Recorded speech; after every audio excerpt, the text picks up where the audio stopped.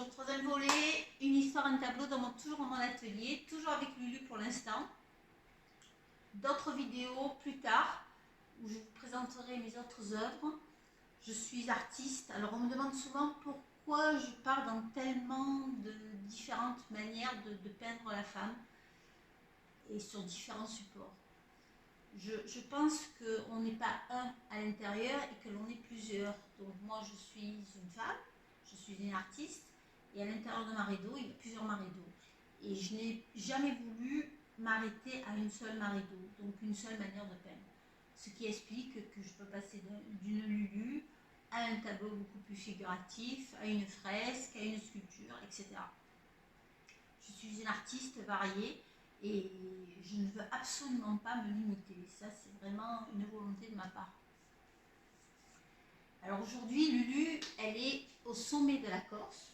Là, vous voyez la Corse stylisée. Et elle porte la pancarte Corsica.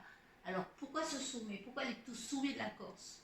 Je suis ascolaise, d'origine de mon papa, qui a été un personnage très très important dans ma vie, qui malheureusement n'est plus là depuis un certain temps, mais qui fait partie totalement de ma vie, à l'intérieur et à l'extérieur, c'est-à-dire qu'il me suit, qu'il me protège et qu'il vit toujours avec moi. Alors le sommet de la Corse, c'est quoi? C'est le Monte Cinto. À Asco, nous avons le Monte Cinto, qui est la vallée la plus haute de Corse, qui culmine à 2706 mètres, qui, bon, ceux qui randonnent, ceux qui prennent, qui vont faire le GR20 le connaissent bien. C'est un sommet magnifique et extraordinaire. Il y a une station de ski.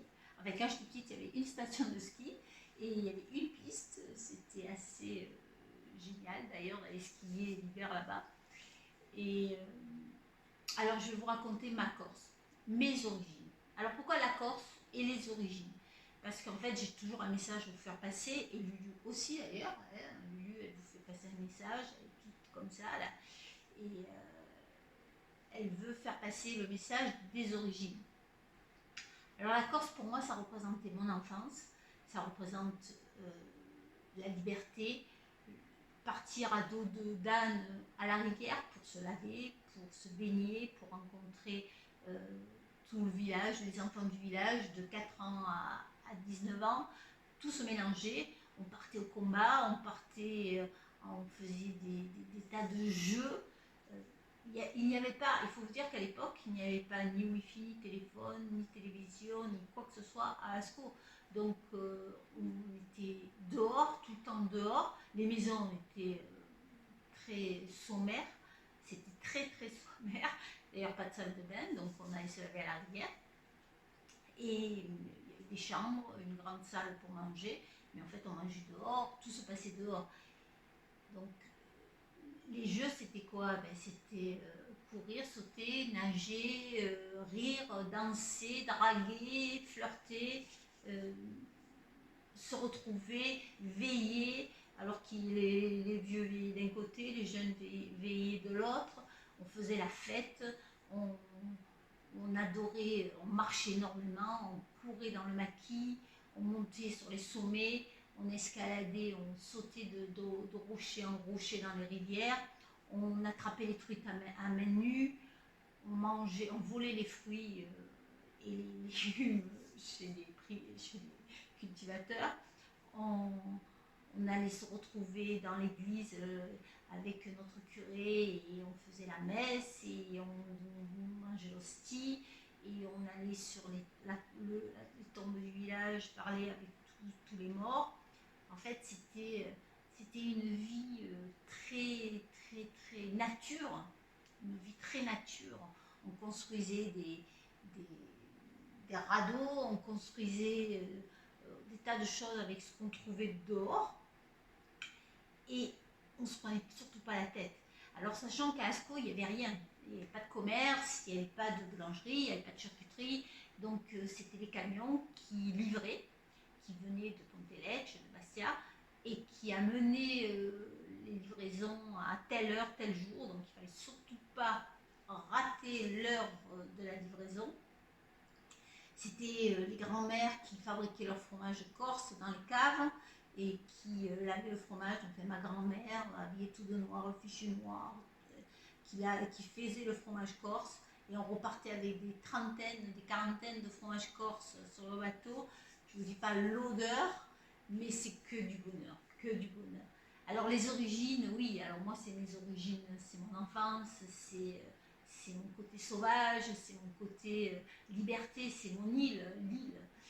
Mais chacun de nous, on porte nos origines. Chacun de nous, on a une histoire à raconter.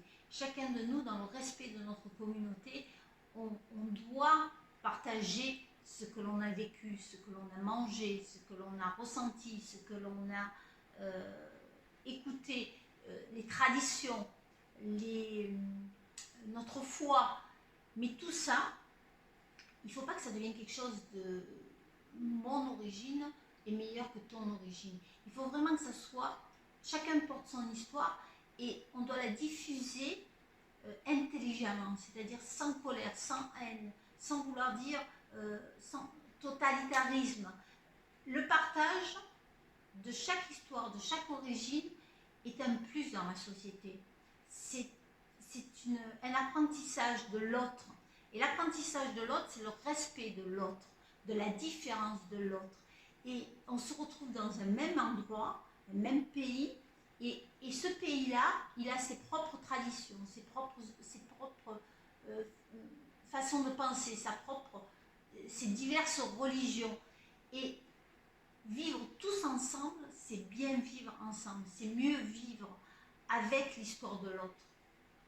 Voilà. Alors, c'était le petit volet d'aujourd'hui, mon volet corse avec Lulu et son voyage en Corse.